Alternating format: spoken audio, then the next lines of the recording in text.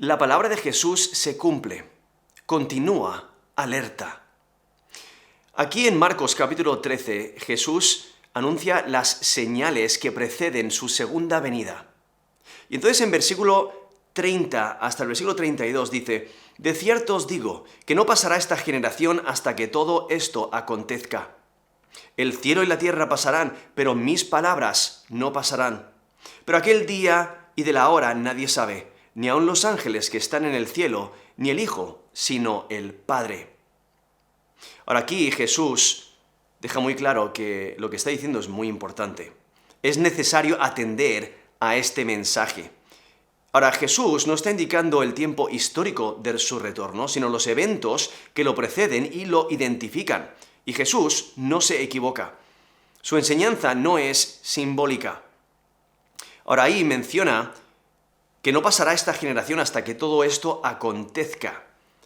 Y eso ha ocasionado diferentes opiniones en cuanto a la definición de generación, por el contexto. Algunos piensan que es la nación de Israel. Algunos piensan que son los humanos en general, otros que son todos los cristianos, otros todas las generaciones que le rechazan, algunos esa clase de generación, como los escribas, los fariseos y los saduceos de los tiempos de Jesús. Otros piensan que es la generación de personas presentes durante el ministerio de Jesús.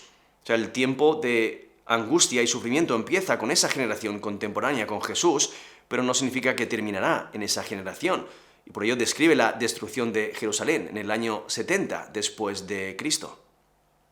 Pero lo más probable es que se refiera a una generación futura, porque preserva el significado natural de generación, indicando gente que vive durante el mismo tiempo, y acepta que está hablando de la generación futura, que verá de principio a fin los eventos escatológicos mencionados aquí en el capítulo 13, en especial desde el versículo 4 hasta el versículo 25, aquí en Marcos capítulo 13.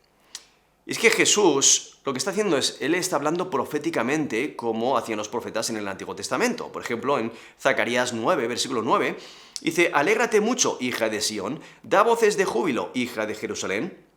He aquí tu rey vendrá a ti, justo y salvador, humilde y cabalgando sobre un asno, sobre un pollino, hijo de asna. Ahí en Zacarías 9, versículo 9, el profeta está hablando a una generación futura. Eso es lo que Jesús está haciendo, está hablando de una generación futura. Será la generación viviendo cuando Jesús vuelva. Las señales que menciona las experimentará una sola generación. Está asegurando que la crisis escatológica no será de un tiempo indefinido. El cumplimiento tiene una duración limitada. Y al igual que el brotar de una higuera, esa parábola que acaba de mencionar en los versículos anteriores, al igual que una higuera que brota hace claro que viene el verano, así también las señales mencionadas hacen claro que el Hijo del Hombre volverá pronto. Es que la generación de la que habla no puede incluir ningún creyente viviendo hoy, porque el rapto de la iglesia va a ocurrir antes de la tribulación. Es que la generación que menciona estará viva durante el rapto, pero al no creer en Jesús como Señor y Salvador, no participarán de Él. Nos dice en 1 Tesalonicenses 4, desde el versículo 16 hasta el versículo 17, porque el Señor mismo, con voz de mando, con voz de arcángel y con trompeta de Dios, descenderá del cielo, y los muertos en Cristo resucitarán primero. Luego nosotros, los que vivimos, los que hayamos quedado, seremos arrebatados juntamente con ellos en las nubes, para recibir al Señor en el aire, y así estaremos siempre con el Señor. Eso es 1 Tesalonicenses 4, del 16 al 17, donde menciona el rapto, pero solamente los que hayan puesto su fe en Cristo como el Señor y Salvador, en ese tiempo serán arrebatados. Y entonces, la generación de la que habla Jesús es la generación que está viva durante ese tiempo, durante el rapto, pero al no haber creído en Jesús como Señor y Salvador, no van a participar del rapto. Entonces van a sufrir la tribulación. Y entonces Jesús hace hincapié de que sus palabras no pasan, son ciertas, porque la palabra de Dios es confiable y enfatiza la certeza de su cumplimiento, realmente haciendo eco del profeta Isaías, porque en Isaías 40, versículo 8 dice: sécase la hierba, marchítase la flor, mas la palabra del Dios nuestro permanece para siempre. Y Jesús dice, aquí en Marcos 13, versículo 31, el cielo y la tierra pasarán, pero mis palabras no pasarán. Entonces, a pesar de toda la estabilidad del cielo y la tierra, van a pasar. Como nos dice 2 de Pedro 3, versículo 10. Pero el día del Señor vendrá como ladrón en la noche, en el cual los cielos pasarán con gran estruendo, y los elementos ardiendo serán deshechos, y la tierra y las obras que en ella hay serán quemadas. Eso es 2 de Pedro 3, versículo 10. O en Apocalipsis 21, versículo 1, dice: vi un cielo nuevo y una tierra nueva, porque el primer cielo y la primera tierra pasaron, y el mar ya no existía más. Eso es Apocalipsis 21, versículo 1. Jesús, Él es Dios, y por ello sus palabras no perecen, a pesar de las circunstancias adversas. Al ser divino, la palabra de Jesús tiene autoridad y permanece. Todas sus enseñanzas permanecen. Sus palabras nunca pierden valor. Y entonces, aquí en Marcos 13, versículo 32, Jesús dice: pero de aquel día y de la hora nadie sabe, ni aun los ángeles que están en el cielo, ni el Hijo, sino el Padre.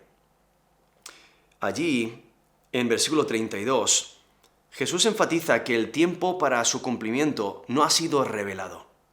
Es necesario mantenerse vigilante, porque no se sabe cuándo vendrá. Y Jesús expresa ignorancia voluntaria. O sea, Él, siendo Dios, Él muestra obediencia y dependencia completa en Dios Padre. Y aunque la revelación escatológica ciertamente se cumplirá rápidamente, solo Dios Padre conoce la hora.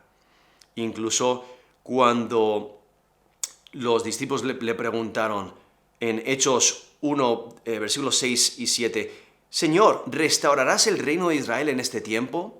Y Él les dijo: no os toca a vosotros saber los tiempos o las sazones que el Padre puso en su sola potestad.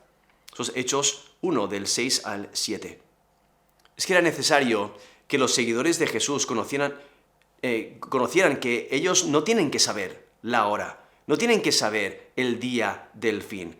Tienen que seguir confiando y tienen que seguir velando. Es que todo creyente tiene una esperanza que purifica, como nos dice 1 Juan 3, del versículo 2 al versículo 3. Amados, ahora somos hijos de Dios, y aún no se ha manifestado lo que hemos de ser, pero sabemos que cuando Él se manifieste seremos semejantes a Él, porque le veremos tal como Él es. Y todo aquel que tiene esta esperanza en Él se purifica a sí mismo, así como Él es puro. Eso es 1 Juan 3, desde el versículo 2 hasta el versículo 3. Es necesario estar constantemente alertas. Y es que la palabra de Jesús se cumple. Continúa alerta.